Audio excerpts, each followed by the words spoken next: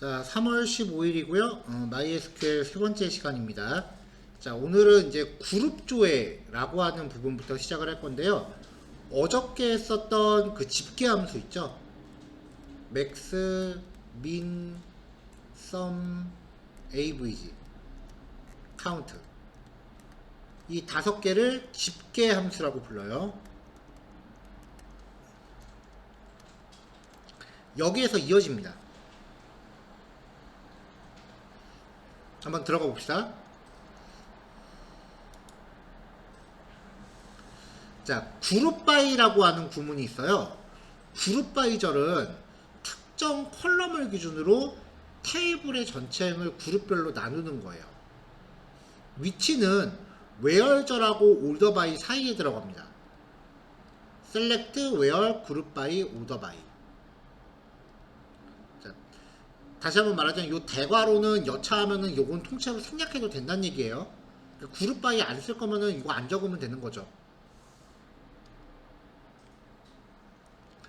자, 그룹 바이를 하기 전에 먼저 where절을 써서 내가 그룹핑할 대상을 검색할 수 있고요. 그룹 바이절에는 반드시 컬럼 이름이 들어가야 되고요. 여기서는 별칭을 못 써요. 그룹 바이절은.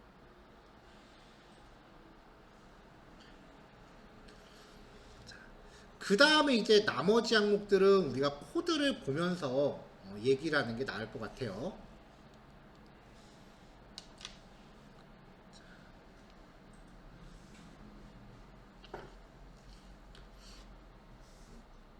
여기 가끔가다 MySQL 두 겹으로 나오는 건 맥 버그예요. 이건 무시하세요. 자, select deptno name from professor order by deptno 이렇게 해서 학과 번호 순으로 정렬을 했어요. 나머지 거는 한 개씩밖에 없어서 그냥 같이 묶었어요. 자, 이 상태에서 왜 우리 표 같은 거 보면 값이 똑같으면 여기 표를 합치잖아요, 칸을. 이런 효과를 주면 어떻게 할지를 얘기해 보자는 거예요.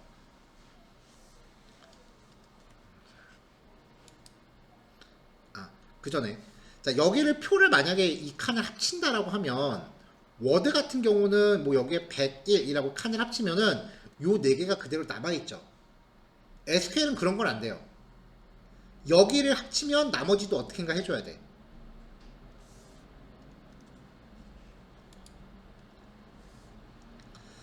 자, 그래서 여기에서 그룹 바이 dptno를 씁니다. 학과 번호가 같은 애들끼리 그룹을 묶으라는 얘기예요. 이렇게 묶으면은 학과 이름이래. 이 교수 이름은 어떻게 할지 정해지질 않았죠. 그러니까 이때는 네임 컬럼에 대한 기준이 정해지지 않았으니까 각 그룹 안에서 첫 번째 이름만 출력을 해요. 근데 이게 일반적인 상황이 아니야. 다른 데이터베이스들은 그룹 바이절에 dptno를 지정을 했어요. 그럼 얘는 그룹으로 묶이죠. 네임은 어떻게 할지 지정이 안 됐죠. 그럼 에러예요. 명확하지 않기 때문에. 이 상황은 에러가 나는 게 정상적인 상황이에요. 다행히 우리가 지금 설치하고 있는 MySQL 8.0 버전부터는 이 상황을 에러로 처리해요. 그러니까 이 페이지 실습하시면 이건 에러 나는 게 당연해요, 지금.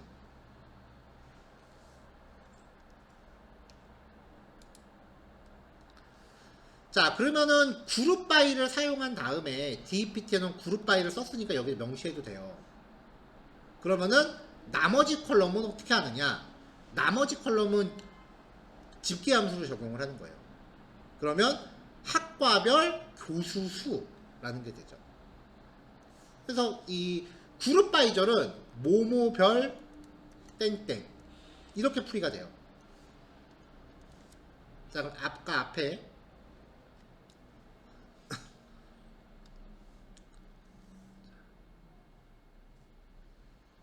자, 셀렉트절에서 집계함수 없이 나열된 컬럼 이름이나 표현식은 그룹 바이절에 반드시 포함되어야 된다. 그리고 그룹 바이절에 나열된 컬럼 이름은 셀렉트절에 명시하지 않아도 된다. 자, 이게 무슨 말이냐면 다시 아까 공부 갑시다.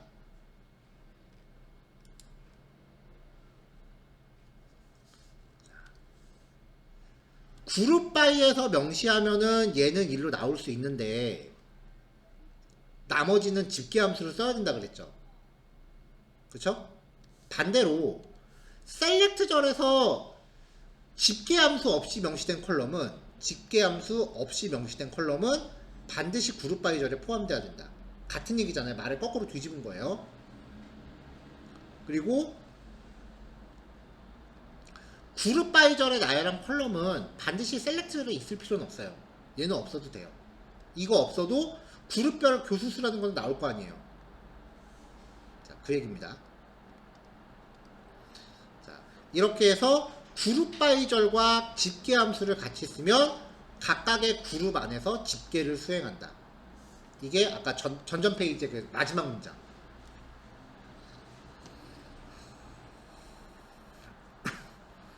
자, 그러면 교수 테이블에서 학과별로 모모별이라고 하면 그룹 바이라고 그랬죠?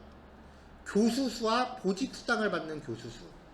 자, 그룹 바이 DPTN 학과별 교수 테이블에서, 그 다음에 교수수라는 거는 전체 데이터 수니까 카운트 별입니다. 수당을 받는 교수는 수당 컬럼이 널이 아니면 되죠. 자, 컬럼에 대해서 카운트하면 널은 빼고 카운트한다 그랬죠. 그래서 결과가 달라요. 서로 전체 4명 중에 2명만 수당을 받는다, 이렇게 해석되겠죠. 이제 SQL 그룹 바이절부터 조금 어려워지기 시작을 해요. 자, 그 다음에 이제 다중 컬럼을 이용한 그룹별 검색. 그룹 바이절에 2개 이상의 컬럼을 콤마로 구별하면은 일단은 첫 번째 컬럼으로 그룹을 형성하고 그 안에서 두 번째 컬럼으로 2차 그룹을 형성해요.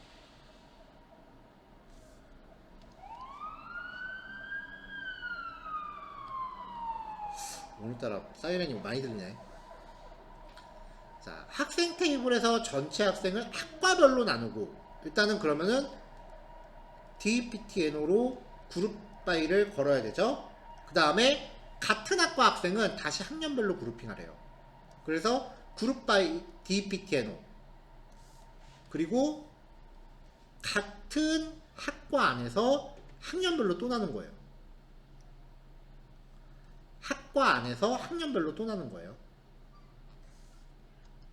이렇게 해서 학과와 학년별로 인원수, 평균 몸무게, 학과 번호, 학년, 인원수, 평균 몸무게. 됐나요?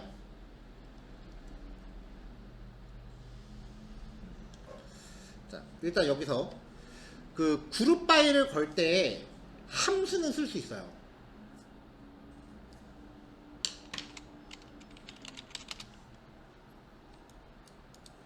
자, 학생 테이블에 벌스데이트라는 컬럼이 있었죠. 그룹 바이 데이트 포맷 벌스데이트에 대해서 %y라고 걸면 연도가 똑같은 애들끼리 묶이겠죠. 그러면은 분감내기끼리 묶이겠네. 이런 식으로 그룹 바이의 함수를 지정할 수도 있어요. 이렇게 하면은 연도별 뭐뭐뭐. 자, 이렇게 해놓고 여기다 콤마 찍고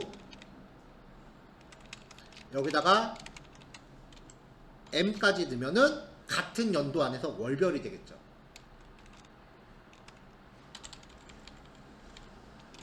sum 하면은 합계가 되겠네요.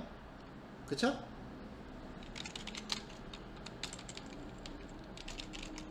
그러면 월별 월별 매출액이 나와요.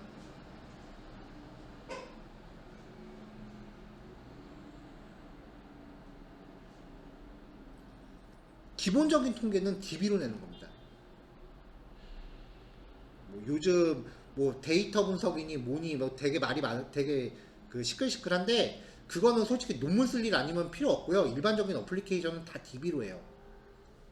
빅데이터 분석, 파이썬, R 프로그램 만들 때 1도 필요 없어요. 솔직히 그거 없어도 여태까지 잘했어.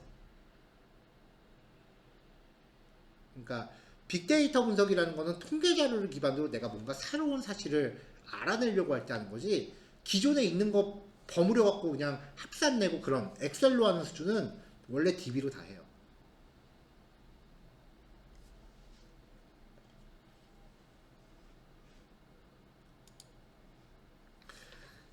그 다음 이제 해빙절입니다. 저는 이 개인적으로 해빙절 이해하는데 되게 오래 걸렸어요. 해빙절은 웨얼절하고 비슷한 기능이에요. 근데 그룹 바이절에 대한 조건 검색이라고 설명을 해요, 보통. 이 말이 그렇게 와닿질 않더라고요. 어쨌건 그룹 바이 뒤에 바로 와요, 해빙절은. 해빙은 그룹 바이에 속한 거예요. 그럼 얘를 어떨 때 쓰느냐? 학생 수가 4명 초과인 학년에 대해서. 일단 학생 수라는 거는 카운트 별이죠. 그쵸? 그래서 학년 학생 수 평균 키 평균 몸무게. 학년 학생 수 평균 키 평균 몸무게. 평균 키가 높은 순서. 자, 오더 바이 AVG 헤이트. 여기다 별칭 걸었으니까 이거 갖다가 DSC. 그룹 바이 학년. 이렇게 해서 학년별로 쭉 그룹핑을 해서 집계를 합니다. 근데 여기에 보면은 학생 수가 4명 초과라 그랬는데 요 두 개가 있잖아요. 그럼 이거를 하기 위해서 지금까지 우리가 공부한 것만 갖고 생각을 하면은 이렇게 들어가요. where 카운트 별은 4보다 크다. 그쵸? 근데 집계 함수는 where절에서 못 씁니다. 카운트, 맥스, 민, 썸, avg는 where절에서 사용할 수 없습니다. 이것만 기억하세요. 집계 함수는 where절에서 쓸 수 없다. 그래서 집계 함수에 대한 검색 조건을 지정해야 될 때 쓰는 게 해빙절이에요. 해빙 카운트 별이 4 초과인 거. 자, 그 다음에 정렬할 때 지금 별칭을 끌어다 쓰고 있죠. 셀렉트의 별칭을 끌어다 쓰고 있죠. 여기도 이렇게 해도 돼요. 오더 바이 avg hate가 dsc. 이렇게 해도 결과는 똑같이 나와요. 자, 그럼 평균 몇 번 내요? 한 번, 두 번. 정확히는 데이터 수의 팩토리얼만큼 평균을 내요. 근데 별칭을 걸어 놓으면 여기서 한 번 내고 그거 갖다 쓰기만 하면 되죠. 그래서 연산이 훨씬 적게 수행돼요.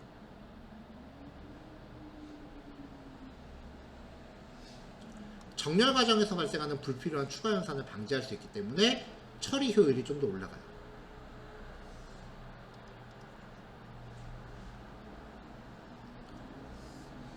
자, 동일 학과 안에서 같은 학년에 재학 중인 학생 수가 3명 이상인 그룹의 학과 번호, 학년, 학생 수, 최대 키, 최대 몸무게.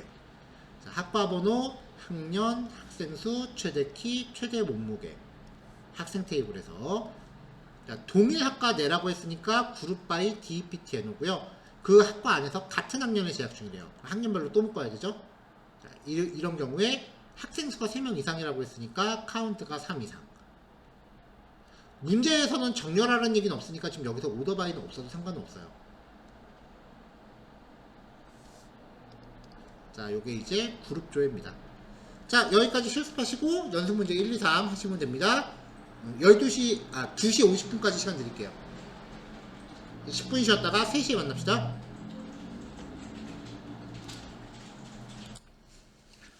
연습 문제 답 체크해 봅시다. 학과별이라고 했으니까 그룹 바이가 이제 여기에 적용이 되는 거죠. 자, 그래서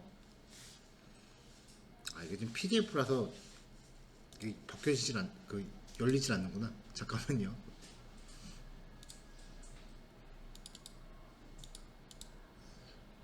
MySQL.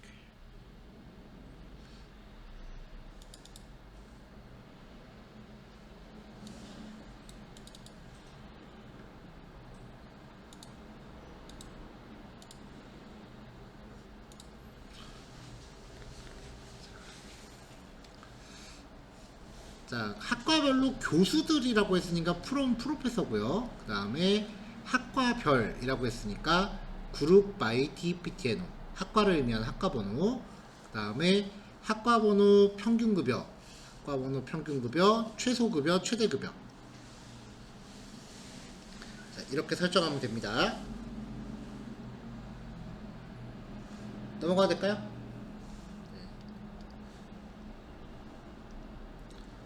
자, 학과별로 학과번호 평균 몸무게 학생수를 출력하되 평균 몸무게의 내림차순으로 정렬해라. 자, 오더바이를 요구하는 문제예요. 자, 학과별이라고 했으니까 이것도 그룹바이 DEPTNO가 들어가고요. 학과번호 평균 몸무게 학생수. 학생수라고 했으니까 지금 이거는 학생 테이블에 대한 거죠. 그래서 DEPTNO 평균 몸무게, 자, 이렇게 별칭 걸어줬고요. 그 다음에 카운트, 학생수. 평균 몸무게의 내림차순이라고 했으니까 이 평균 몸무게를 써야 되는데 그냥 쓰면은 연산 2번 해야 되니까 별칭 걸어서 적용했습니다. 넘어갈게요.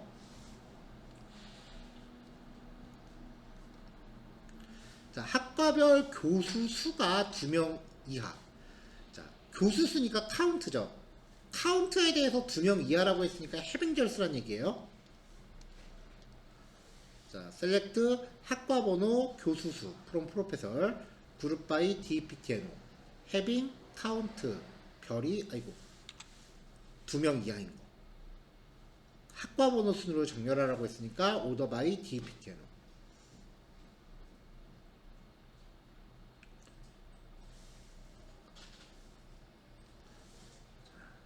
자, 아까도 얘기했지만, 저번에도 얘기했지만, 여기서 이제 기본적으로 MySQL은 대소문자를 안 가리기는 해요. 근데 대문자로 적혀 있는 거는 그 명령어니까 이런 것들은 외워야 되는 거고, 소문자는 여러분들이 유두리를 발휘해야 되는 거라 그랬죠? 그럼 얘는 실수예요. 소문자로 적어야 되는데 대문자로 적은 거예요. 자, 보면 이제 테이블 이름, 그 다음에 컬럼, 별칭,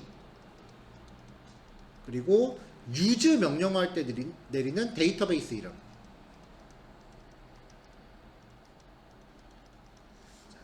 얘네들은 MySQL만 놓고 보면은 원칙적으로 역다운표로 감싸줘야 돼요.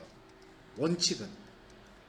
근데 띄어쓰기가 없다면 굳이 역다운표로 감싸지 않아도 됩니다. 근데 저장할 각 문자열 값은 콧다운표로 감쌉니다. 역다운표를 쓸 때랑 콧다운표를 쓸 때를 구별하셔야 돼요. 테이블 이름, 컬럼 이름, 별칭 이름, 데이터베이스 이름은 역다운표. 하지만 띄어쓰기가 없다면 생략 가능. 그 밖에는 콧다운표. 자, 그 다음에 이제 컬럼 이름하고 테이블 이름 이런 것들 대소문자 안 가린다고 얘기하긴 했는데 그 상용화 환경에서는 대소문자 가리는 경우가 가끔 있어요. 그러니까 웬만하면은 테이블 이름, 컬럼 이름, 별칭 이름, 데이터베이스 이름 얘네들은 대소문자를 구별하시는 게 좋아요.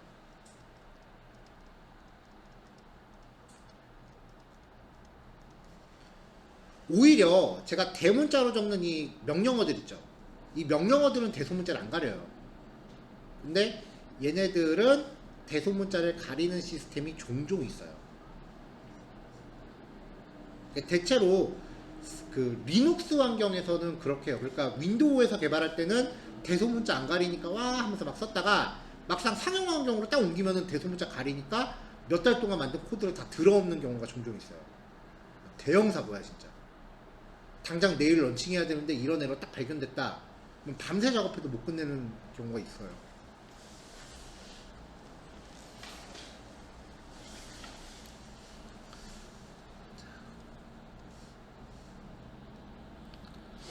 자, 이제 드디어 대망의 조인입니다. 어려워요. 근데 조인을 못하면 그냥 아마추어예요. 교수의 소속 학과 이름을 알아보기입니다. 자, 지금 교수 테이블에는 그 교수가 속해 있는 학과의 번호가 저장되어 있죠. 그리고 각각의 학과 테이블에는 학과 이름과 학과의 일련 번호가 적혀 있죠. 그러니까 김도훈 교수가 무슨 학과인지 알고 싶으면은 양쪽을 조회한 다음에 이렇게 우리가 매칭해서 아 얘가 컴퓨터공학과구나 이렇게 알아봐야 돼요. 현재는. 그쵸? 셀렉트 두 번에서 이렇게 값을 사람이 직접 찾는 수밖에 없어요. 그러면 애당초 그럼 교수 테이블 만들 때 여기 학과 이름 같이 넣으면 되잖아. 이렇게. 이렇게 애시당초 이렇게 만들면 되겠죠? 근데 이렇게 안 만들어요. 데이터베이스 테이블 이렇게 만들면은 실무 감각 전혀 없는 거예요.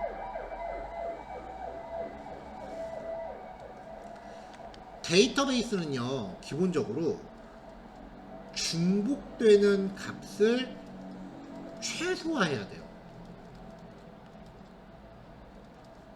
여기 보면 컴퓨터과가 지금 4번이나 중복되죠. 이렇게 만들면 되게 못 만드는 거야, 데이터베이스.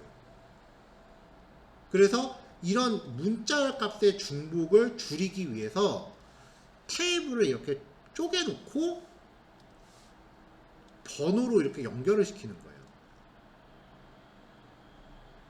이렇게 각각의 데이터가 고유하게 저장되어야 한다라는 거를 데이터 원자성이라고 합니다.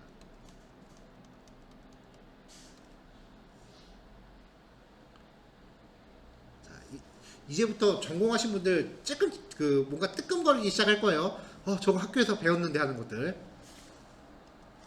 자, 그러면 이렇게 처음에 이렇게 만들 거를 지금 테이블을 이렇게 쪼갰단 말이죠.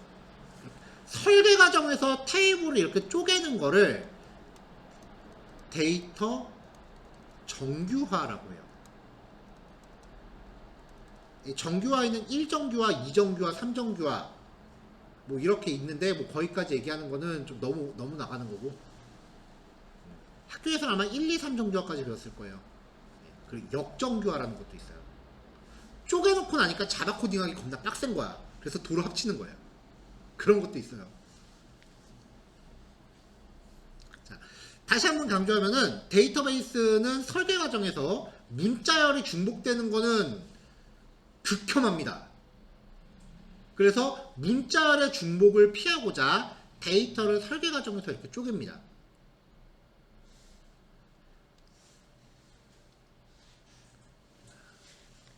자, 그래서 등장한 게 조인이에요. 2개 이상의 테이블을 결합해서 필요한 데이터를 조회하는 게 조인이에요. 그래서 조인을 이용하면은 프로페서와 디파트먼트 테이블을 결합시켜서 한 번에 조회가 돼요. 이거는 조인을 쓴 데이터 조회 결과예요. 자, 조인이라는 거는 종류가 카티션 곱, EQ 조인, 이너 조인, 아우터 조인 이렇게 있는데요. 일단 기본 문법은요, 2개 이상의 테이블에서 조인을 하는 거니까 프롬절에 콤마로 테이블 이름을 여러 개 나열해요.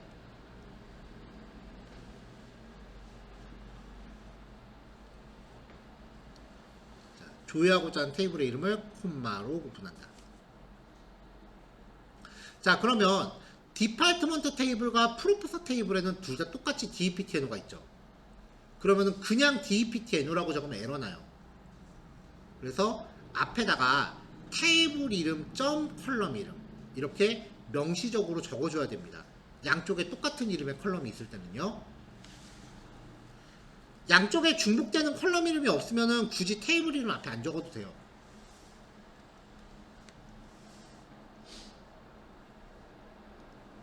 자, 이렇게 해서 단순히 테이블 이름을 콤마로 구별하면 프로페서와 디파트먼트 이렇게 2개에서 조인하라 그러면 총 32건이 조회돼요. 여기 보시면은 남은혁 교수는 소속학과가 기계공학과거든요.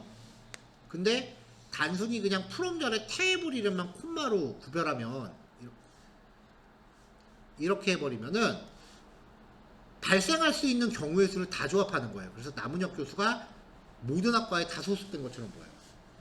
그러니까 교수 테이블에 A, B, C가 있고 학과 테이블에 D, E, F가 있으면 이걸 가지고 발생할 수 있는 경우의 수를 다 조합합니다. 이렇게만 하면 이 상태를 카디션 곱이라고 해요. 그래서 카디션 곱은 발생하지 않도록 주의하셔야 돼요. 그럼 카디션 곱을 피하려면 어떻게 하느냐? 외월절에서 조인 조건을 명시하지 않거나 잘못 설정하면 생겨요.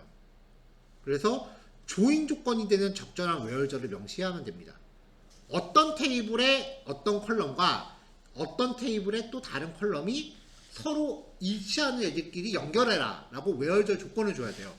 그래서 테이블 1과 테이블 2가 있을 때 테이블 1의 컬럼과 테이블 2의 컬럼이 일치하는 애들끼리 연결해라 라고 외월절 조건을 주는 거예요. 이걸 EQ 조인이라고 해요.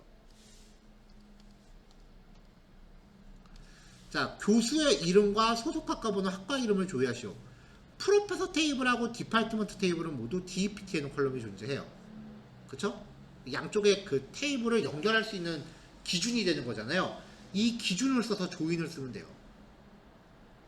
자, where 프로페서 테이블의 DEPTNO와 디파트먼트 테이블의 DEPTNO가 같은 애들끼리 연결해라 라고 하면은 이렇게 딱 맞게 연결합니다.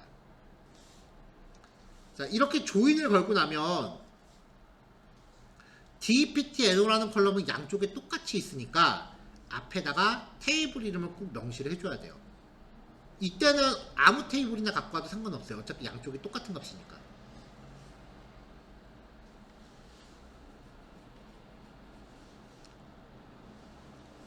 자, 이걸 EQ 조인이라고 한다고 했어요.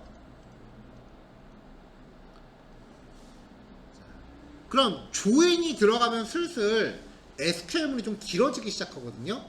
그게 테이블 이름을 적기 시작하면서 그러는 건데, 프롬전에 명시하는 테이블 이름의 공백으로 구별해서 별칭을 줘요. 테이블 이름의 별칭을. 프로페서한테는 P라는 별칭을 주고 디파트먼트한테는 D라는 별칭을 주는 거예요. 대체로 테이블 이름의 별칭은 테이블 앞 글자 하나를 땁니다. 그래서 컬럼 이름 명시할 때 이 테이블 이름을 다 적는 게 아니라 이렇게 별칭점 컬럼 이름 이렇게 하면 구문이 좀 축약되죠. 물론 이 경우에도 앞에 테이블 이름 다 적을 필요 없어요. 양쪽에 중복되는 컬럼만 적어주면 돼요.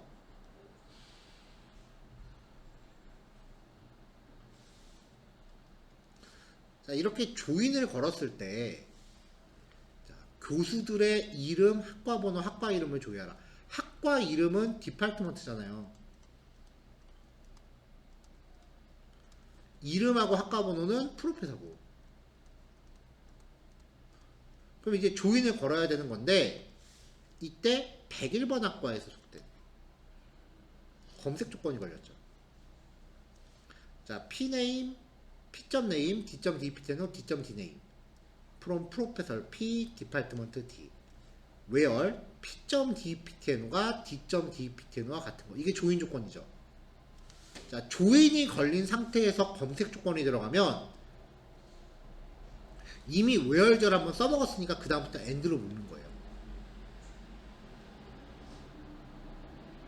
검색 조건은 양쪽 테이블 중에 하나만 지정하시면 돼요. 굳이 두 개 다 줄 필요는 없어요.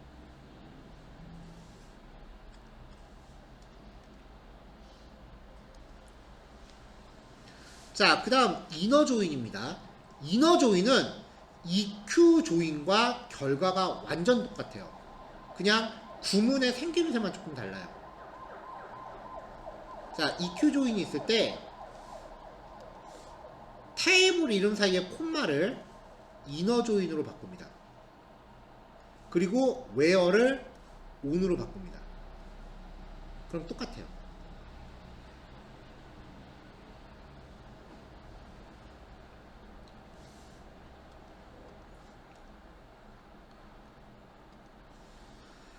자, 교수 이름, 소속 학과 번호, 학과 이름을 이너 조인으로 조회하기.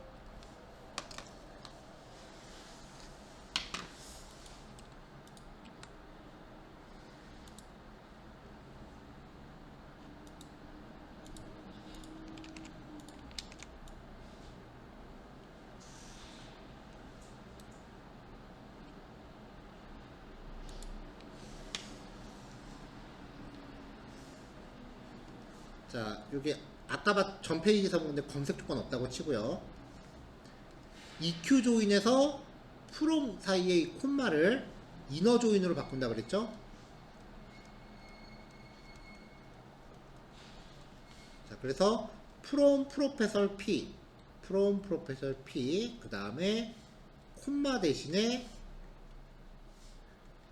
이너 조인, 그리고 디파트먼트 D.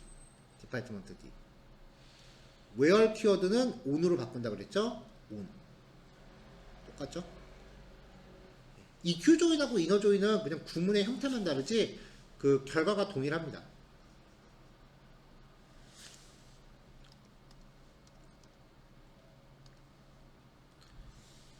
자, 101번 학과에 소속된 교수들의 이름, 학과번호, 학과 이름을 이너 조인으로 조회하시오. 자, 그럼 아까랑 똑같아요. from 프로페서 P와 이너 조인 디파트먼트 D, on, 그 다음에 조인 조건. 자, 이렇게 이너 조인을 걸어놓고 나서 추가적인 검색 조건이 필요할 때는 이너 조인은 이 자체는 where절을 안 쓰죠. 그러니까 검색 조건은 where절로 따로 가져가요. 그러니까 EQ 조인과 이너 조인의 차이는 EQ 조인은 조인 조건과 검색 조건을 분리하지 않지만 이너 조인은 조인 조건과 검색 조건을 따로 구별해서 쓸 수 있다는 거예요. 자, EQ 조인하고 이너 조인은요, 테이블 두 개가 있을 때 이쪽이 프로페서고 이쪽이 디파트먼트면 교집합을 의미합니다. 이게 이너 조인하고 EQ 조인이에요.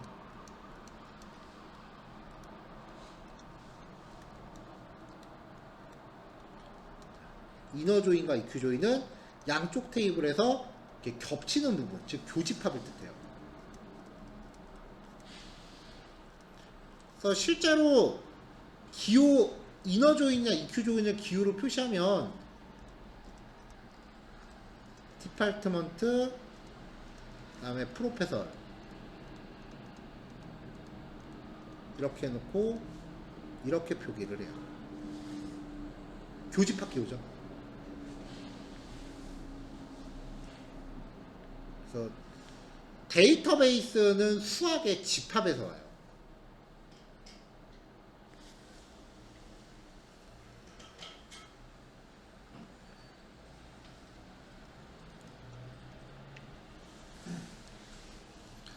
자, 그럼 아우터 조인은 뭐냐?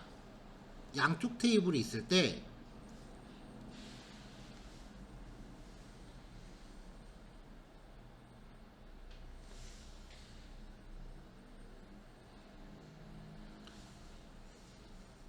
요거예요.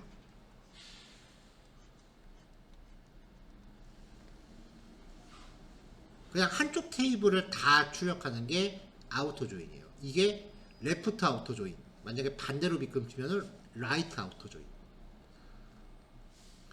이너 조인이 조인 조건에 부합하는 행들, 양쪽에 겹치는 것만 가져오는 거라면 아우터 조인은 이 조건에 부합하지 않는 것까지도 다 가져와요. 레프트 아우터, 라이트 아우터가 있고요. 풀 아우터가 있는데 풀 아우터는 성능부하가 좀 크기 때문에 잘 안 써요. 저도 한 번도 안 써봤고. 주로 이 두 가지 위주로 쓰는데 어떤 건지 봅시다.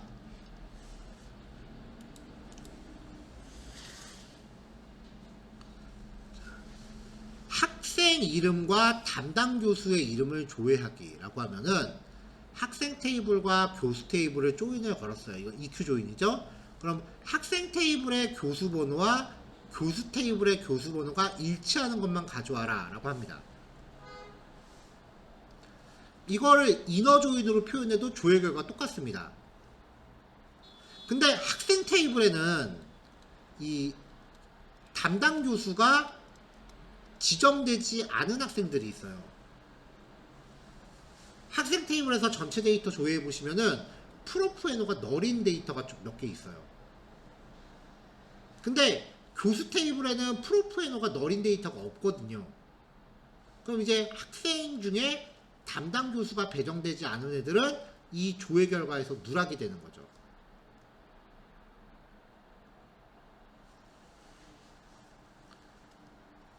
자, 근데 만약에 학생 목록을 조회하는데 학생 목록을 조회하면서 담당 교수를 같이 출력해라. 근데 담당 교수가 없으면 담당 교수 없음이라고 출력하고 싶다.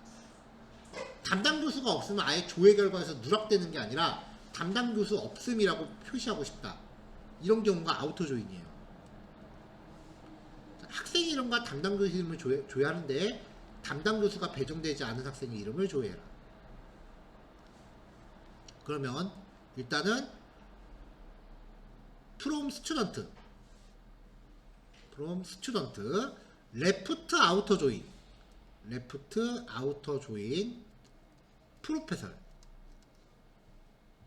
자, 조인 조건은 on s.profNO는 p.profNO. 자, 그럼 left outer join이니까 얘를 가리키고 있는 거죠. 스튜던트하고 프로페서를 이렇게 순서대로 나열했을 때 left outer join이라고 하면은 스튜던트를 가리키는 거죠. 그러면 조인했을 때 스튜던트의 모든 데이터 출력을 보장을 해요. 그리고 프로페서는 거기에 맞는 거를 갖다 끼겨 넣는 거예요. 스튜던트와 프로페서가 있을 때 스튜던트의 모든 데이터 출력을 보장을 하고 그 다음에 프로페서는 거기에 일치하는 거를 갖다 끼겨 넣는 거죠. 그러면 스튜던트가 있고 right outer join 있고 P가 있으면 이번에는 프로페서의 모든 출력을 보장하겠죠. 이게 되는 거죠. 자, 근데 바꿔 말하면 여기서 프로페서가 있고 right outer join 있고 스튜던트가 있다. 그러면은 이 경우에는 학생 테이블의 모든 데이터가 출력될 거 아니에요. 얘랑 똑같죠. 그래서 저는 left랑 right 중에서 그냥 무조건 left만 써요. 어차피 구문 순서만 바꾸면 결과 똑같으니까.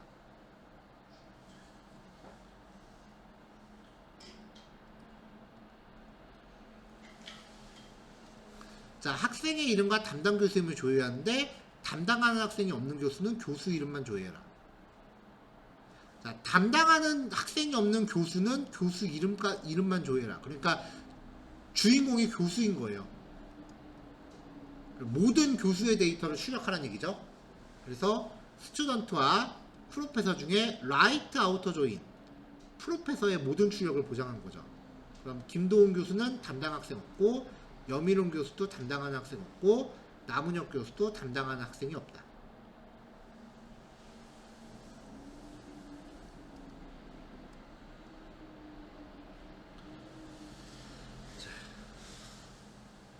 자, 조인이 조금 능숙해지면은 그 다음부터는 테이블을 2개, 3개 이상 조인을 합니다. 3중 조인, 4중 조인 등등등 올라가요. 자, 학생의 이름과 학년, 소속학과 이름과 담당 교수 이름. 일단은 학생애라고 했으니까 from 스튜던트예요. 자, 거기서 이름하고 학년, 소속학과의 이름이니까 이건 디파트먼트죠. 담당 교수 이름이니까 프로페서. 자, 이렇게 3개 이상의 테이블을 조인을 할 때는요, 일단은 주어가 뭔지를 잡으세요. 학생의라고 했으니까 여기서 주어는 학생이에요. 그러면 from 절에다가 학생 테이블을 넣고요. 여기서는 지금 EQ 조인으로 했네요. 나머지들을 이렇게 나열합니다.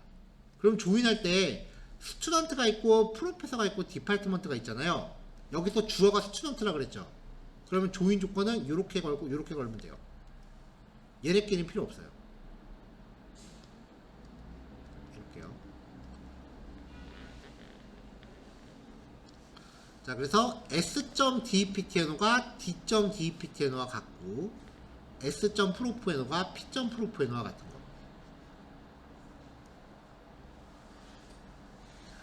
자, 여기는 콩캣 이름 띄어쓰기 직급 해서 이런 식으로 이제 연결해서 출력한 거죠.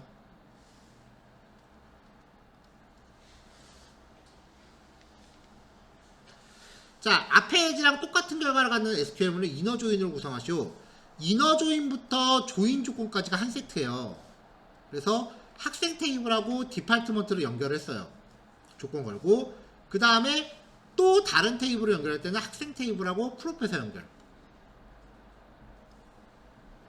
자 그러면 S, D, P 이렇게 나눌 수 있겠죠.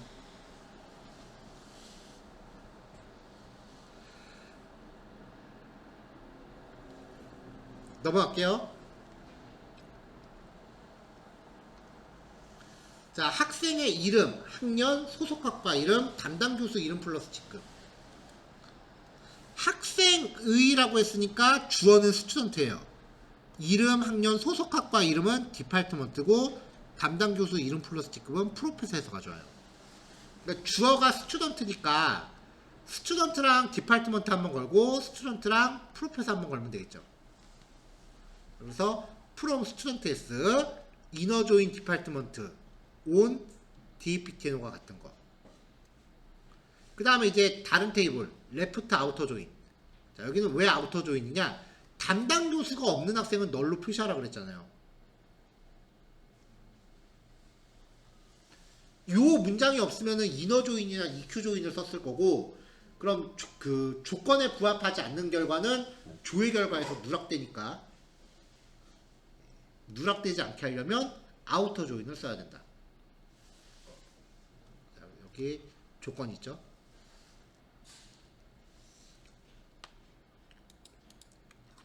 자 이렇게 해서 연습 문제 4개까지 추가적으로 해보시면 됩니다.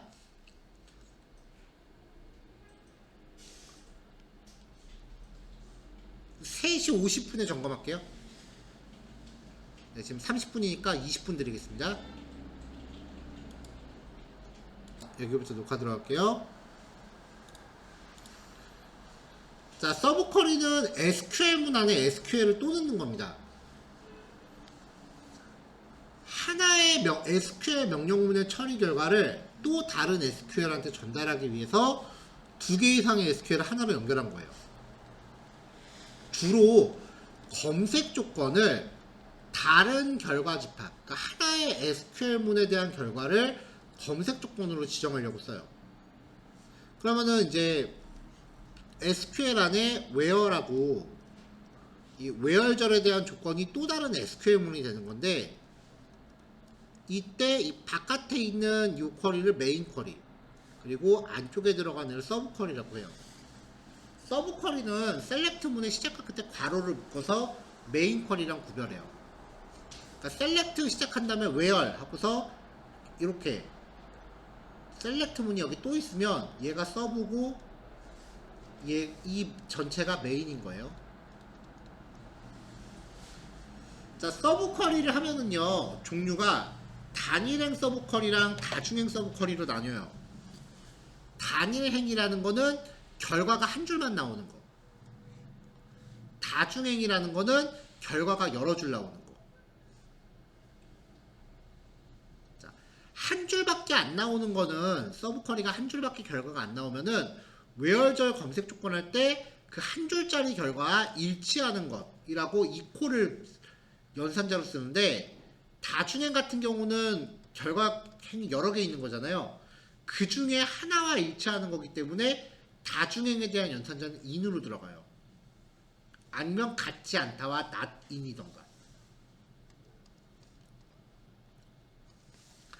전은지 교수와 같은 직급의 교수에 대한 이름 직급을 교회해라. 그럼 이 문장 보면 도대체 전은지 교수 직급이 뭔데? 이거를 먼저 알아야 다른 걸 줘야죠. 그래서 전은지 교수의 직급을 먼저 알아내는 거예요. Select position from professor where name은 전은지. 그러면 전은지 교수의 직급이 나올 거 아니에요. 자, 이 직급과 일치하는 직급을 갖는 교수의 이름과 직급을 조회하는 거죠.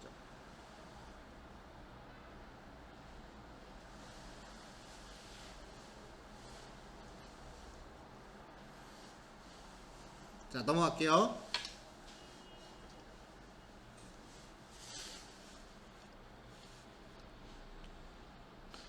자, 1학년 학생 중에서 키가 전체 학생의 평균 키를 초과하는 학생의 이름, 학과번, 학년 키를 조회하라. 그럼 여기서 1학년 학생이라는 거는 학년에 대해서 1이라고 외워져 걸면 돼요. 그쵸?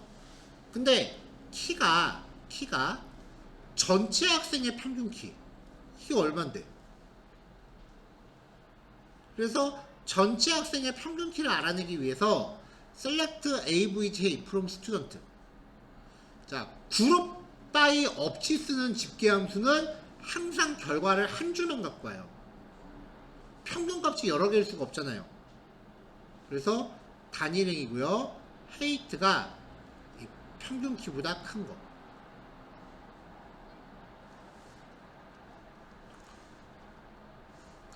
자, 조인하고 같이 쓰는 경우입니다. 이광훈 학생과 같은 학과에 재학 중인 학생들의 이름과 소속학과 이름. 자, 그럼 이광훈 학생이 무슨 학과인지를 알아야죠. 그래서 이광훈 학생의 학과 번호를 조회를 해요. 그 다음에 학과 번호가 요 셀렉트 결과와 일치하는 거를 가져오는 건데, 자, 학생 이름, 디네임, 소속 학과 이름, from student S, 이너 조인 한 다음에 쭉 가는 거죠. 서브 쿼리는 셀렉트에서 쓸 때는 그냥 where절의 검색 조건일 뿐이에요.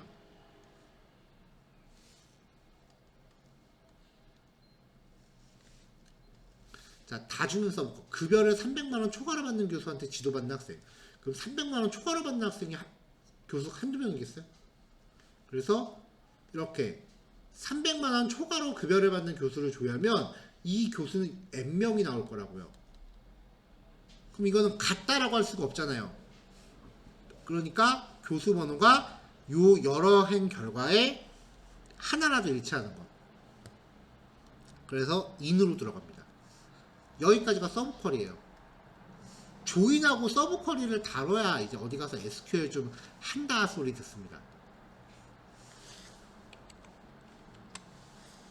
자, 지금 4시입니다. 시간 언제까지 드릴까요? 4시 반 해봅시다.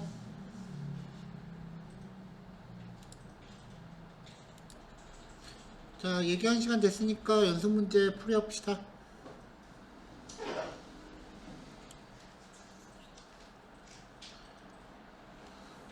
자, 아이디가 준 1, 2, 3인 학생과 같은 학년인 학생의 학번 이름 학년.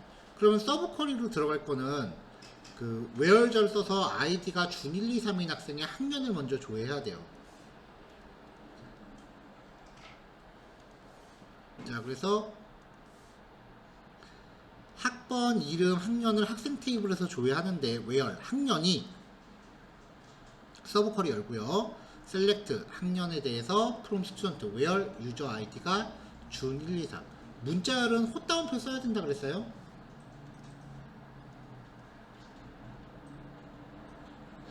넘어갈게요. 자, 101번 학과 학생들의 평균 몸무게, 이게 서브 쿼리죠. 보다 몸무게가 적은 학생의 이름, 학과 번호, 몸무게를 조회하시오. 자, 그래서 이름, 학과 번호, 몸무게를 학생 테이블에서 조회를 하는데 몸무게가 평균 101번 학과보다 평균이 작은 것.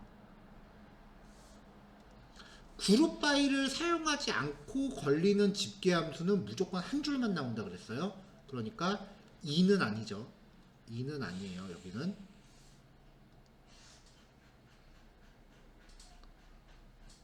넘어가도 될까요? 자, 여기부터 문제가 좀 못됐죠. 이광훈 학생과 같은 학과의 학생들. 일단 이광훈 학생의 학과가 어딘지를 알아야 돼요. 그 다음에 이 학생들에 대한 평균 몸무게. 이광훈 학생과 같은 학과 학생들에 대한 평균 몸무게를 또 알아야 돼요. 서브 쿼리 안에 서브 쿼리가 또 들어가는 케이스죠. 근데 거기에 또 조인까지 거네. 이름, 몸무게, 학과 이름, 담당 교수 이름. 자, 담당 교수가 없는 학생은 출력되지 않습니다라는 거는 EQ 조인 내지는 이너 조인을 쓰라는 얘기입니다. 자, 그래서 이름, 몸무게, 학과 이름, P.점 네임이니까 교수 이름, from student S, 이너 조인, 디파트먼트에 대해서 s.dptn와 d.dptn. 3중 조인을 걸 때는 먼저 주어를 잡고, 여기선 주어가 스튜던트죠. 그 다음에 같이 조인을 거는 디파트먼트와 프로페서에 대해서 이렇게만 한 번씩 걸어주면 돼요. 다른 방향으로는 필요 없어요. 그러니까 문장에서 주어가 뭔지를 찾는 게 먼저예요. 자, 그 다음에 이너 조인 프로페서 P on s.프로페너와 p.프로페너. 그 다음에 이제 where절을 거는데, 평균 몸무게보다 몸무게가 작은 거예요. 그래서 몸무게가 작아야 되는데, 어떤 평균 몸무게냐? 학과 번호가 이광훈과 같은 학과 번호.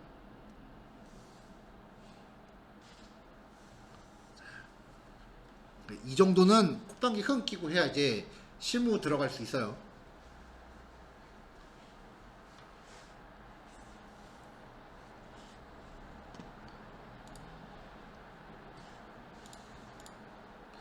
자, 20101번인 학생과 같은 학년이고, 그러니까 일단 2010번 학생의 학년을 먼저 알아야 돼요.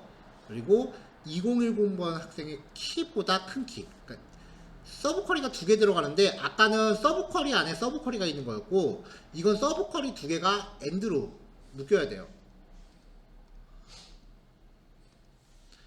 자, 이름, 학년, 키를 조회하는데 학생 테이블에서 where 학년이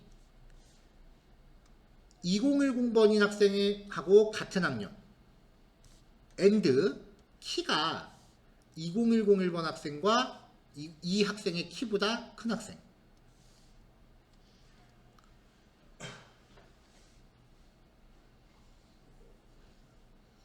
넘어갈게요.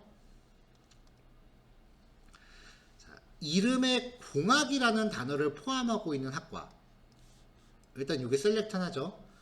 이 학과에 재학 중인 학생의 이름, 학과 이름, 학년, 학생 이름. 학번, 학과 이름, 학년, 학생 이름이니까 학과 이름 때문에 일단 조인이 들어가긴 하는데, 인어 조인에서 공학이라는 단어가 있는 학과가 한 군데가 아닐 거 아니에요. 그러니까 여기선 in을 써야 돼요. 자, 학번, 학과 이름, 학년, 학생 이름, from student s, inner join, department d, on s.dptno는 d.dptno. 만약에 EQ 조인을 썼다 그러면 여기는 where이 아니라 and로 묶여야겠죠. 자, s.dptno in, 학과 번호가 공학이라는 단어를 포함하고 있는 학과.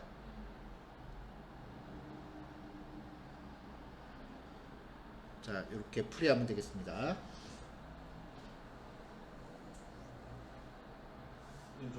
저기다가 인을 써야 되는 게 뭐 때문이냐고. 요것만 따로 셀렉트를 해보면은, 공학이라는 단어를 갖고 있는 학과가 컴퓨터공학과랑 전자공학과 두 개가 있잖아요. 네. 학과가 컴퓨터공학과이면서 전자공학과 동시에 충족하진 않아요. 둘 중에 하나를 걸려요. 둘 중에 하나인 거죠. 서브 쿼리를 했을 때 결과가 한 줄이 나오면은 같다, 크다 뭐 이런 걸 쓰는데, 서브 쿼리가 두 줄 이상이 나오면은 인으로 가요. 요 서브 쿼리라면 얘가 결과가 두 줄 이상 나오기 때문에 인으로 들어가요.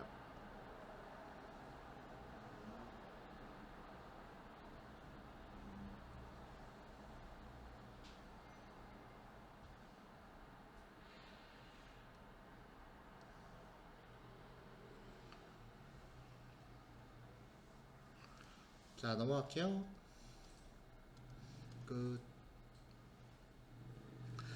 자, 이제 셀렉트가 드디어 끝났어요. 입력 구성 삭제인데, 시간이 지금 1시간 20분 정도 남았으니까 요거는 한 단원을 반으로 쪼개서 갑시다.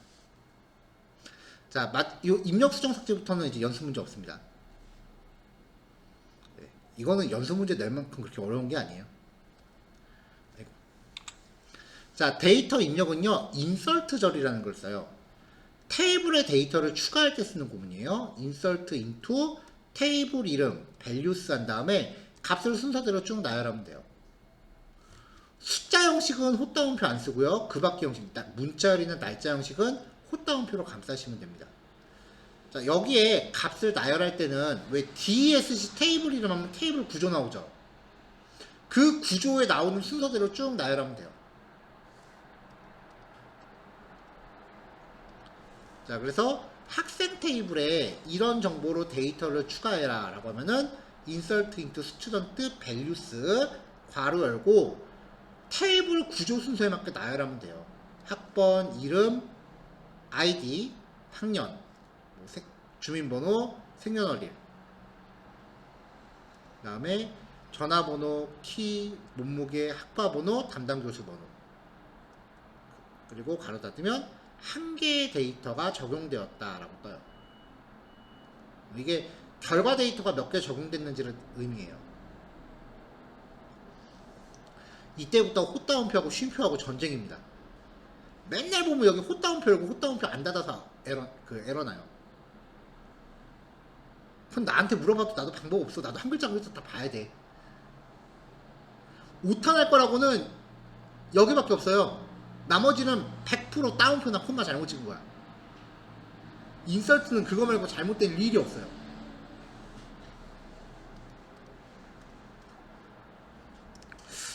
아, 의자에 뒤꿈치 찧었어. 아파.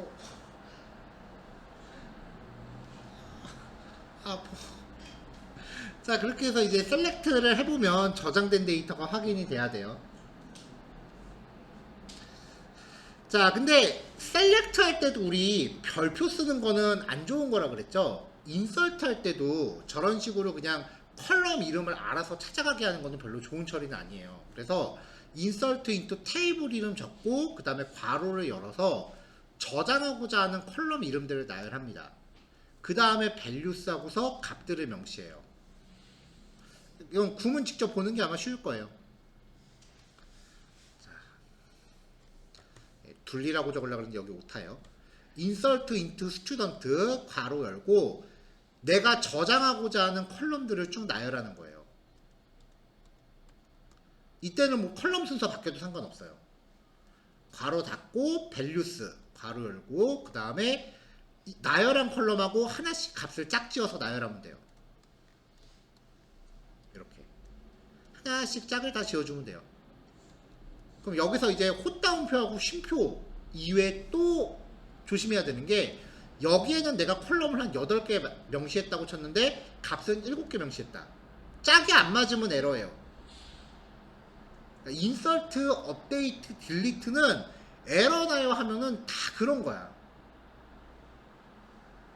가보면 이제 틀린 그림 찾기 하고 앉아있는 거예요. 이건 뭐 어려운 게 아니에요. 본인 집중력 문제예요. 짝 맞추기도 못하면 안 되겠죠, 당연히.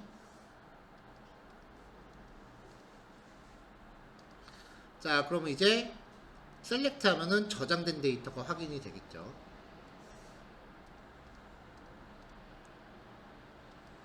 자, DESC 명령을 내리면은 널 데이터를 저장할 수 있는지 없는지가 표시된다 그랬죠. 그럼 이 록이라고 하는 컬럼은 널을 저장할 수 있어요. 그러니까 즉 빈값으로 만들 수 있다는 얘기예요. 쉽게 말하면은 이 디파트먼트에서 DPTNO랑 DNAM은 필수 입력이고 록은 미필수 항목이라는 거예요. 그럼 입력 안 해도 되잖아요. 그래야 될 땐 어떻게 하느냐?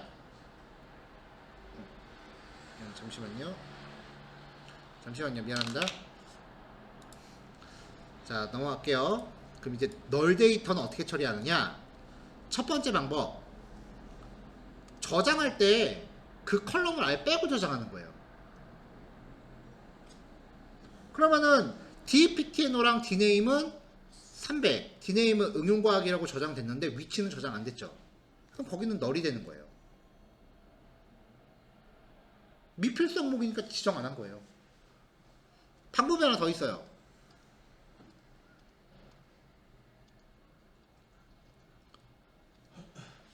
자, insert into department values 하면서 순서대로 하면은 얘가 DPTNO, DNAME, 록이죠.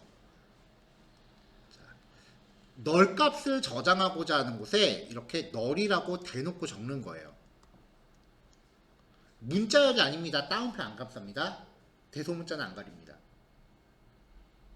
자, 근데 insert into 하면서 이렇게 value 쓰는 거 별로 안 좋은 거라 그랬죠? 그럼 궁극적인 완성형은 요 사이에 컬럼 이름을 다 적는 거예요. dptno, dname, 이렇게. SQL을 하다 보면은 타이핑할 게 점점 늘어나는 건 다 솔직히 귀찮잖아요. 근데 타이핑하는 게 많아질수록 SQL은 성능이 좋아져요. 여러분들 컴퓨터 하다가 컴퓨터 느리면 욕 나오죠. 그러니까 여러분들이 타이핑하는 거 귀찮아하면은 이용자는 여러분한테 욕할 거예요. 그러니까 귀찮아도 다 적으세요. SQL은 타입이 없어요. 자, 날짜 데이터 입력하기. 만약에 고정된 날짜를 입력할 거다라고 하면은 그냥 연월일 시분초를 자릿수 맞춰서 콧다운표로 감싸시면 돼요. 문자열 처리하시면 돼요. 연도 4자리, 월 2자리, 날짜 2자리. 딱 형식에 이거 맞추시면 돼요. 2023년 03월 15일 24시간제예요. 16시 44분. 지금 몇 초인지 모르겠다. 30초 합시다. 이런 식으로 문자를 만들어서 넣으시면 돼요.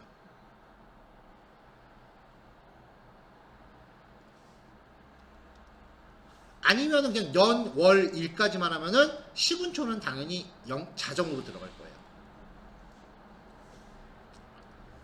자, insert into professor 하면서 이제 교수 정보 집어넣는데 이제는 핵심적인 것만 봅시다. 자, 입사일 2014년 1월 1일 그러면 이렇게 들어가죠.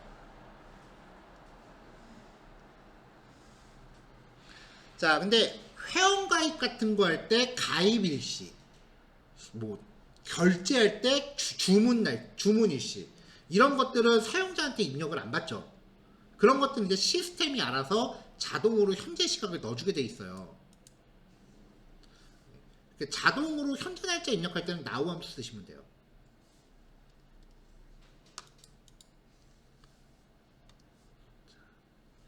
자, 입사일 들어가는 곳에요. now 라고 함수 호출하시면 이 자리에 현재 시각이 들어가요.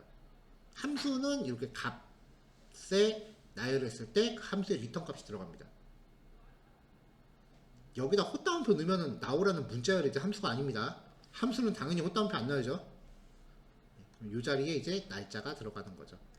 수당은 없네. 방금 입사했으니까 당연히 수당이 없겠죠.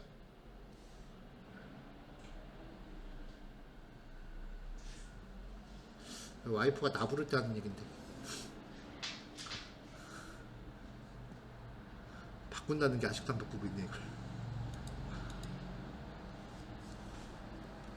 자, 좀 전 내용까지는 괜찮죠? 이제부터는 좀 이론적인 얘기가 가미돼요. 자, 지금 디파트먼트 테이블의 데이터를 조회했을 때 한 줄이 완벽하게 똑같죠? 이렇게 되면 결국 중복되는 거잖아요. 이런 게 만약에 여러 개 있다라고 하면 여러분 그 게시판에 똑같은 글 여러 개 쫙 도배되면 그거 보기 좋아요? 꼴 보기 싫죠? 마찬가지야 얘도. 그런 거 꼴 보기 싫어해. 그래서 하나를 뺀 나머지는 불필요한 값이기 때문에 괜한 자원 낭비예요. 여기서 자원이라고 하는 건 하드디스크 공간을 낭비한다는 거예요. 그래서 데이터베이스는요, 중복되지 않기 위한 최소한의 제약을 요구해요. 자, 학교 다닐 때 한 반에 이름이 똑같은 친구가 2명이 있으면 물론 우리들끼리는 별명으로 구별하지만 공식적으로는 출석번호로 구별하죠. 대체로 이렇게 뭐 학과 이름 같은 게 뭐 동일하다, 상품 이름이 동일하다, 뭐 이렇게 돼 있으면은 각각을 구별하기 위해서 쓰는 체계가 일련 번호 체계예요.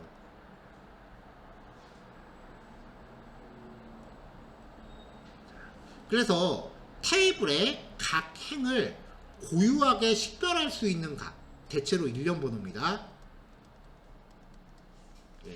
이런 기능을 하는 컬럼을 기본 키 혹은 프라이머리 키, 줄여서 PK라고 합니다. 축구 떠올리면 안 돼요. 자, 지금 이 데이터는 제가 포토샵으로 만진 거예요.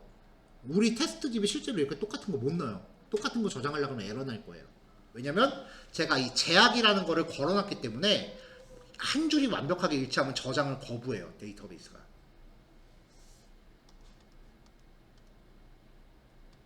자, 데이터베이스 테이블의 컬럼에 기본 키라는 옵션을 줄 수 있어요. 그게 여기 키에 보면은 PRI라고 표현이 돼요. 그러니까 컬럼에 이렇게 PRI라고 돼 있는 것은 기본 키라는 역할이에요. 프라이머리 키라고 그랬잖아요. 그래서 이 DPTNO라는 컬럼은 중복되는 값을 넣을 수 없어요. 중복되는 걸 넣으려 그러면은 에러 나요. 자, 그러면 학과라고 하는 게 자주 생기는 건 아니잖아요. 자, 한 7년 전쯤에 3852번 학과를 만들었어. 그 7년 후에 내가 저번에 몇 번까지 만들었더라? 기억 안 나지? 그걸 어떻게 기억해? 자, 기본 키로 설정된 컬럼은 각 데이터행의 구분을 위해 고유한 값만을 저장해야 되기 때문에 다른 행과 중복된 값을 저장할 수 없도록 제약됩니다. 기존에 저장되어 있는 값과 중복되는 값을 넣으려고 그러면 에러를 발생시키면서 저장을 거부하는 거예요. 그거는 이 테이블을 만들 때 옵션을 그렇게 걸어 놓은 거예요. 그래서 대체로 이 기본 키는 1년 번호로 쓰이는데 매번 중복되지 않는 1년 번호 계산하기 어려우니까 데이터 타입이 인트이고 프라이머리 키라는 두 가지 조건이 충족되면 오토 인크리먼트라는 옵션을 추가로 줄 수 있어요. 얘가 데이터 저장 시에 시스템에서 자동으로 1년 번호를 생성합니다. 그러니까 인트이고 프라이머리 키이고 오토 인크리먼트까지 있으면은 얘는 인서트 할 때 아예 명시를 하지 마세요. 그럼 시스템이 알아서 1년 번호를 만들어서 넣어줘요.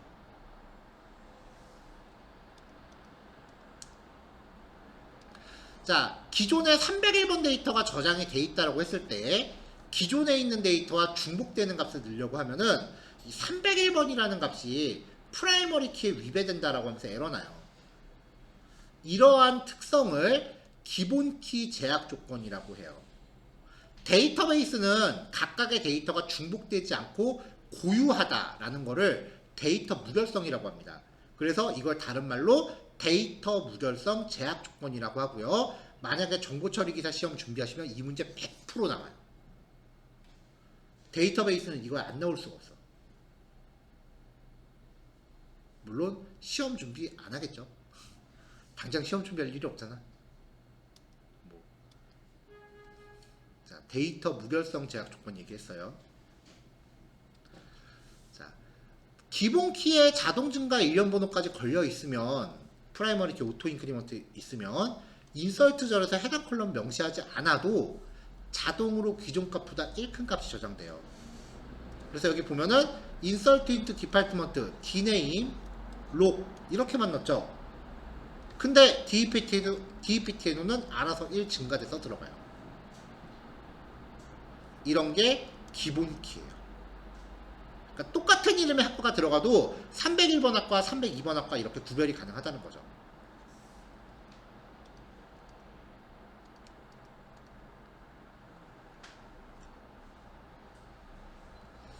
자, 요번엔 데이터 수정입니다. 수정은 쉬워요. 업데이트, 테이블 이름, set, 컬럼 이퀄 값, 컬럼 이퀄 값 이런 식으로 쭉 나열하면 돼요. 딜리트는 딜리트 프롬, 테이블 이름, 검색 조건. 업데이트도 검색 조건. 구문을 보는 게 이해가 더 빠르겠죠? 자, 교수 번호가 9903번인 교수의 직급을 조교수로, 급여는 200만원. 수정은 한 단위가 아니라 칸 단위로 이루어져요. 열 단위로. 그래서 수정 안 할 칸은 명시 안 하면 돼요. 자, 수정하기 전에 프로프에너가 9903번인 데이터를 이름, 직급, 급여를 조회했습니다. 이렇게 나왔어요. 자, 그 다음에 업데이트 프로페서 테이블의 데이터를 수정할 거예요. set, 직급은 조교수로, 급여는 200으로. where, 프로프에너가 9903번이고.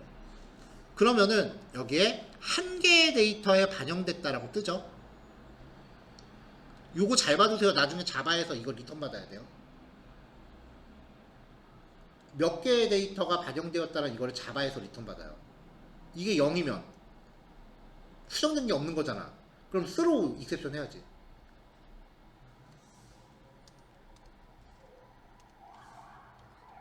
자, 그래갖고 다시 조회해보면은 이름은 안 고쳤으니까 직급은 그대로 유지가 됐는데 아이고 불쌍. 만들고 났더니 급여를 깎았더라고.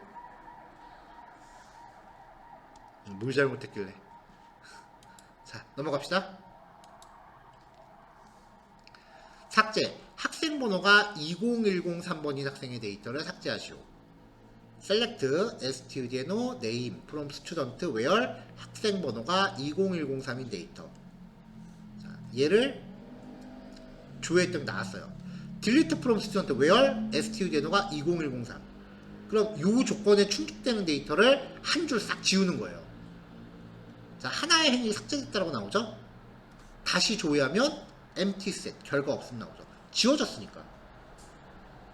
자, insert, update, delete는요, 나중에 가면은 뭐 방법이 없는 건 아니지만 여러분들이 SQL 콘솔에서 하면요, 낱장 불입입니다.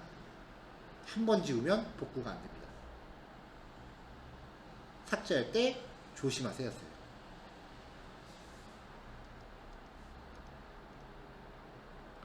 자, 그럼 만약에 업데이트 절에 where절을 안 쓰면, where절을 쓰면은 그 조건을 충족하는 데이터만 수정을 해요. where절을 안 쓰면 모든 데이터가 다 이걸로 다 적용되는 거예요. where절을 안 쓰면. 여러분들이 웹사이트에서 회원 정보 수정을 했는데 그 사이트에 가입된 모든 회원이 여러분들의 개인정보를 다 덮어서 적용받았다고 생각을 해봐. 고속감이야. 개인정보 유출이니까. 그래서 업데이트 전은 where절 꼭 쓰셔야 됩니다. 그럼 딜리트는 어떻게 될까? 딜리트 from student. 다 지워집니다. 낱장 불입이라 그랬죠? 대형 사고입니다. 이 학교 이제 학적부에 학생 아무도 없어. 이거 제가 진짜 그 1년 차인가 2년 차인가 그때 진짜 이거 잘못해서 사고 친 적이 있어요. 이런 상황을 방지하려고 그 대부분의 회사 업체들은요, 데이터베이스를 두 개를 운영을 해요. 하나는 테스트용이야. 개발자들이 개발할 땐 여기서 하고 개발이 끝나면 여기는 상용. 이걸로 프로그램을 처음에는 여기에 연결을 시켰다가 코딩 다 끝나고 나면 이거 끊고 일로 연결을 바꾸는 거죠. 그래서 제가 새벽에 이제 일을 하느라고 집에 일 싸가서 집에서 이제 깨작깨작 하다가 처음에 테스트 쪽에서 이제 개발 다 하고 상용으로 옮겼죠.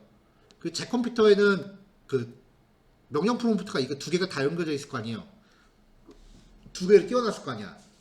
헷갈리잖아. 시커먼 거 두 개 띄워놓으면. 그래서 아, 이제 테스트 데이터 지워야지 하고서 딜리트 날리고 여기서 날린 거야.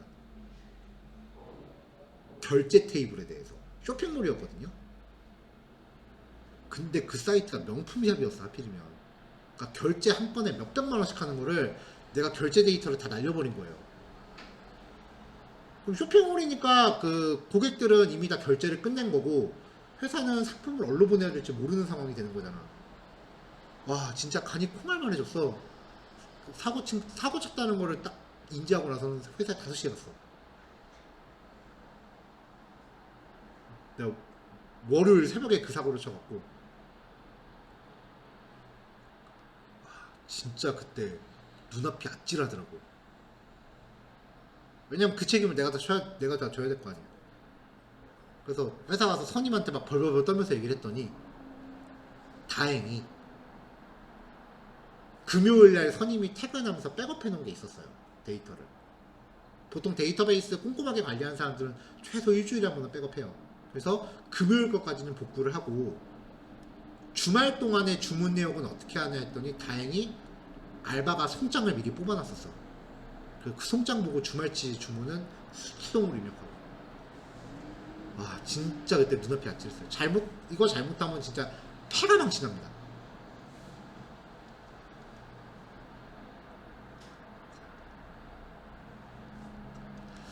자, 마지막 함수입니다. 데이터 입력할 때 아까 그 날짜 입력할 때 봤었죠? value하고 들어가는 요 괄호 안에 함수를 설정하면은 함수의 결과가 저장될 수 있어요. 가령 예를 들어서 암호화된 데이터를 저장할 거다라고 하면은 MD5하고서 뭔가 문자를 지정하면 암호화된 결과가 인서트 되는 겁니다. 업데이트도 마찬가지예요. 여기 값 부분에 함수 적용하시면 돼요. 주로 인서트하고 업데이트에서 쓰는 함수는 그 now하고 그 다음에 MD5 이거 말고는 거의 없어요. 그 다음에 혹은 where절에서 함수가 적용된 검색 조건 쓸 수도 있는데 실제로 개발할 때 where절에 프라이머리 키로 where절 거는 거 말고는 where절 거의 잘 안 써요.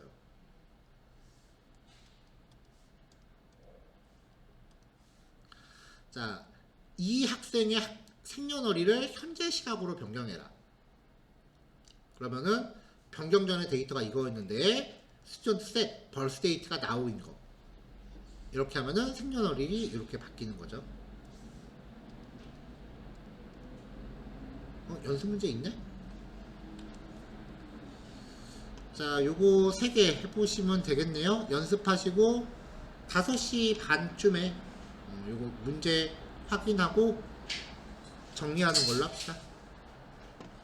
네, 이따가 봐요. 그 전에 하나. 자, 여러분 아까 그 제가 딜리트 요거 잘못하면 난리 난다 그랬죠. 그래서 요거를 실습을 하시는 거에 대해서는 제가 말리진 않을게요. 그런데 요걸 실습하고 나면 그 다음부터 얘를 실습을 못할 거 아니에요, 그쵸? 자, 첫날 그거 기억하세요?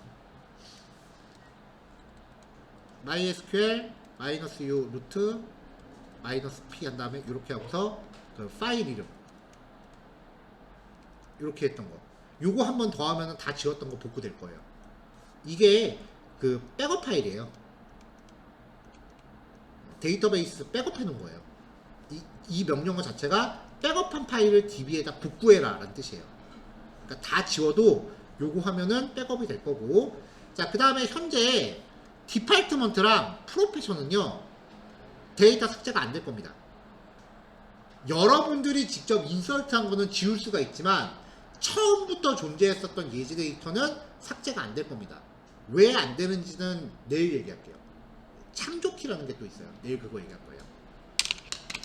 자, 이상. 자, 답 맞춰보고 마무리합시다. 근데 사실 여기는 쉽죠? 자, insert into department value 학과 번호가 103이라고 했으니까 103 인터넷 정보과 공학관.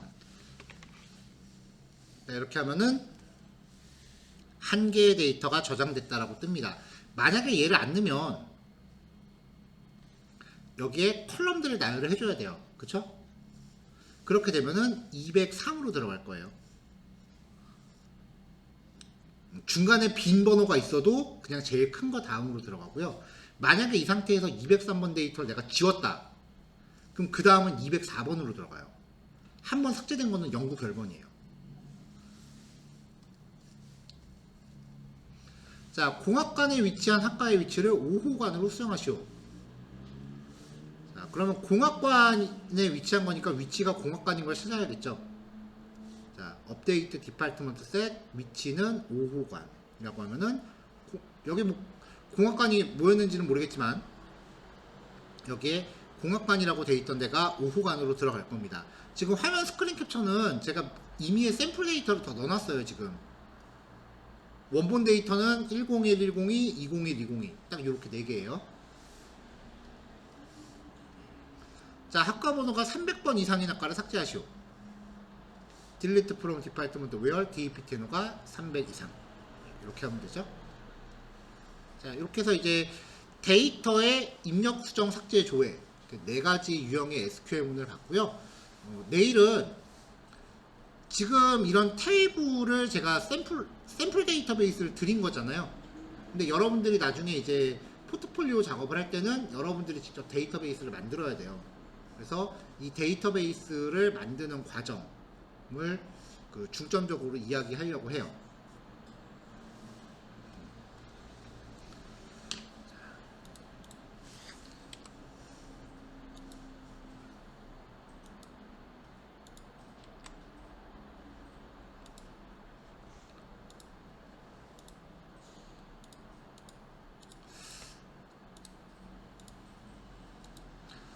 자, 뭐 잠깐 시간 남은 김에 이거 내가 저번에 오프라인으로 언제 기회 되면 얘기해 줄게요라고 했었는데 아까 잠깐 얘기 나왔던 김에 얘기해 보면은 그 개발자 자격증은 사실상 별로 딸 필요는 없어요.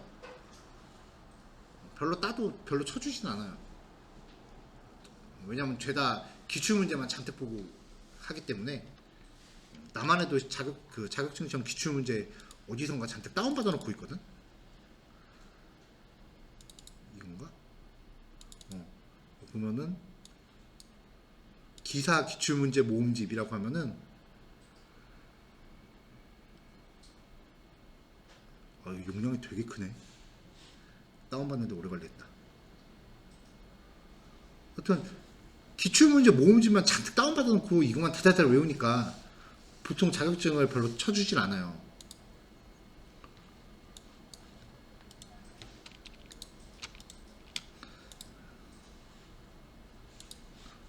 다 받았다. 그래서 기출문제, 기사 기출문제 어디서 다운받아서 갖고 있거든요. 나도 엄청 많죠. 정보처리 기사 기출문제, 실기 기출문제, 필기 기출문제 다 잔뜩 갖고 있다고. 근데 안 봐. 근데 컴퓨터 쪽은 정보처리 기사는 좀 따놓을 필요는 있어요. 정보처리 기사가 안 되면은 산업기사 정도는 따놓을 필요가 있어요. 그게 왜 그러냐면은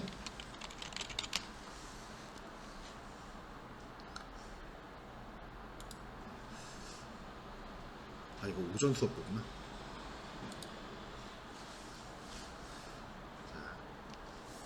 저번에 한번 이야기를 했는데 우리나라 어떤 회사가 있다고 쳐요. 근데 대부분의 우리나라 IT 회사들은 그 회사가 자체적으로 뭔가 만들어서 서비스하는 유형은 되게 드물어요. 주로 BIT 회사에서 개발 의뢰를 하는 거예요. 그러면 그거를 이제 만들어서 납품을 하는 식으로 보통 이제 운영이 됩니다.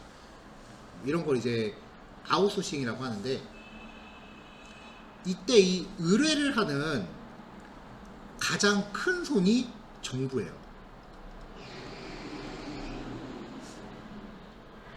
뭐 동사무소 같은 데도 보면 홈페이지 있잖아요. 근데 동사무소 직원들이 그 홈페이지 만들었을까? 아니라고요. 그냥 못 만들어. 변호사 사무실에 홈페이지 있어. 변호사들이 홈페이지를 만들어?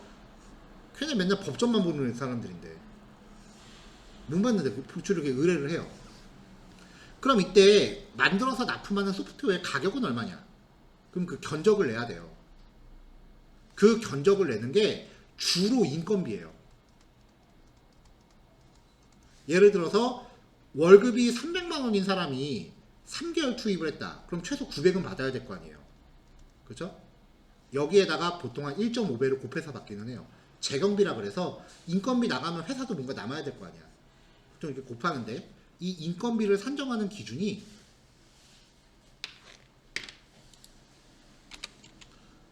이거는 회사 대 회사일 때는 안 먹히고요. 대상이 정부일 때만 적용이 돼요.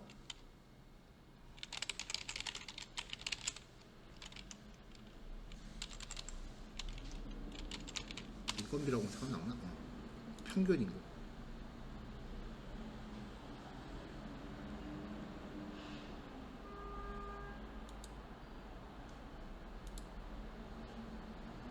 한글 안 열리네.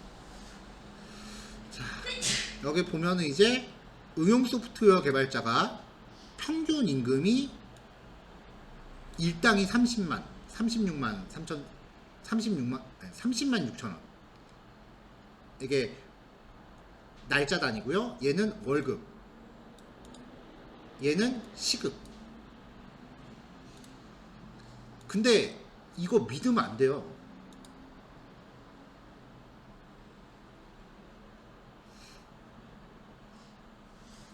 이게 여기 보면은 소프트웨어 기술자 평균 임금은 기본급, 재수당, 상여급, 퇴직급여 친구, 법인 부담금을 모두 포함한 결과이라고 적혀 있잖아요. 이 말 한 줄 때문에 여기서 나누기 2를 해서 봐야 돼.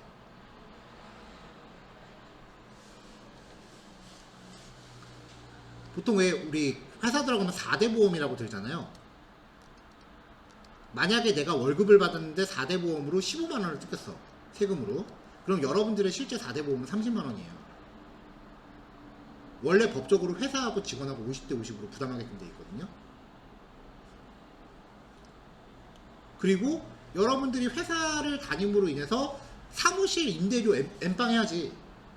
그 다음에 회사에서 전기세 쓰고 회사에 커피 같은 것도 마시고 뭐 이런 각종 비품을 쓸 거 아니에요. 그런 것까지 다 고려하면은 보통 회사가 직원 월급이 300이라 그러면은 이 직원을 회사에서 이제 데리고 가기 위해서 쓰는 경비를 보통 2배로 책정을 해요. 월급 플러스 이 사람이 쓰는 각종 비용까지 다 해서. 그게 고려된 거야. 그러니까 지금 여기서 월급이 630 어쩌고 저쩌고 돼 있는 거는 실제로는 310 정도로 봐야 되는 게 맞아요. 실제 얘가 수령하는 거는. 그럴 수밖에 없는 게 이게 월급이 635만 원이면 연봉 1억이야. 평균 개발자 임금이 1억이라고 말도 안 돼요. 그리고 통계 배운 사람들은 알 텐데 평균의 오류라는 게 있어요. 자, 우리 동네 집값이 우리 동네 월세가 한 달에 100만 원, 100만 원, 100만 원, 100만 원. 평균 얼마야? 100만 원이죠. 근데 유독 한 군만 평균 월세가 1000만 원이야. 그럼 얘 하나 때문에 평균은 쭉 올라가요. 그게 반영된 거야. IT에 종사하는 말단 직원하고 사장하고 월급은 다를 수밖에 없어요. 근데 이걸 갖다 평균 내면 이렇게 나와. 그러니까 이거보다 낮아도 한참 낮을 거예요. 어쨌건. 자, 근데 요거를 이제 측정하는 그 기준이 옛날 거를 봐야 되나?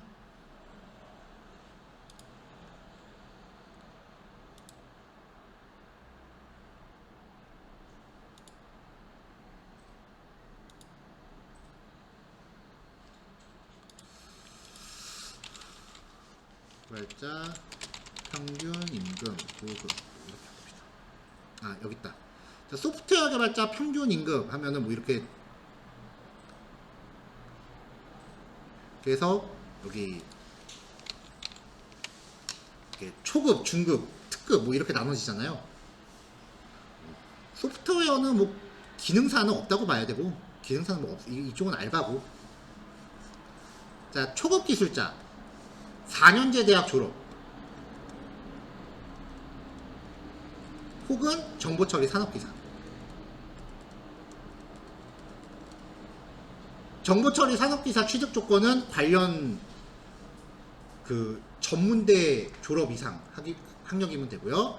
중급 기술자, 정보처리 기사 취득자. 정보처리 기사 취득 조건은 산업기사 취득 후 2년 이상 실무 경력 혹은 관련 4년제 대학 2학년 이상 재학. 고급 기술자는 기사 취득 이후 5년 이상 경력이에요. 이걸로 아까 그 인건비의 등급을 매겨요. 근데 보통 정보처리 기사는 관련 학과 하면은 졸업하기 전에 웬만하면 따고 졸업하거든요. 그러니까 이제 아무리 못해도 기사를 취득하면은 견적 낼 때 중급 기술자 인건비를 요구할 수 있기 때문에 기사 취득자를 좋아해요. 그래서 자격증 다 필요 없는데 기왕 딸 거면 정보처리 기사는 따세요라고 얘기를 해요, 보통. 왜냐면 이게 인건비 계산할 때 좀 뻥튀기 하는 게 가능하기 때문에. 아무것도 1도 못하는 애인데 기출문제 딸딸 외우고 기사 땄어. 그럼 걔는 중급이야. 그래서 이제 기사 취득을 하는 게 유리하다라고 이야기를 하는 겁니다.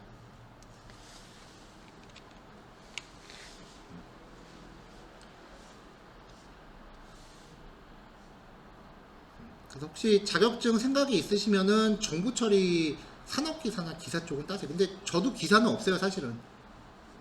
산업기사 따고서 7년 뻑였어, 실무. 그래서 고급됐어. 따야지 했는데 안 따게 되더라. 다음에 뭐 특급 기술사, 정보처리 기술사 같은 경우는 자격증 시험 진짜 어마무시하게 어려워요. 자격증 시험 주제에 면접도 있어요. 평균 2년 준비한대요. 저희 기능장 같은 거예요. 네. 정보처리는 기능장이 없어요. 기술사가 있는 거야. 기능장이나 기술 썼다면 웬만한 박사학위 소지자랑 대우가 같아요.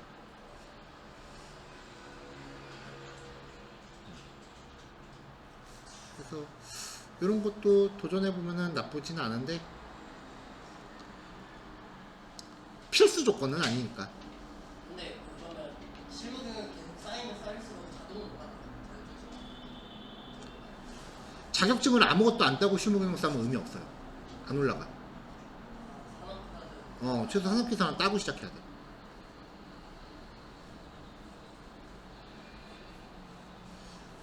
근데 정부 관련 일을 전혀 안 한다라고 하면은 그냥 실무 경력으로 쳐주긴 할 텐데, 정부 관련된 거는 이제 걔네는 이제 문서로 뭔가 증명이 되는 걸 좋아하는 애들이기 때문에 이런 기준을 요구를 해요.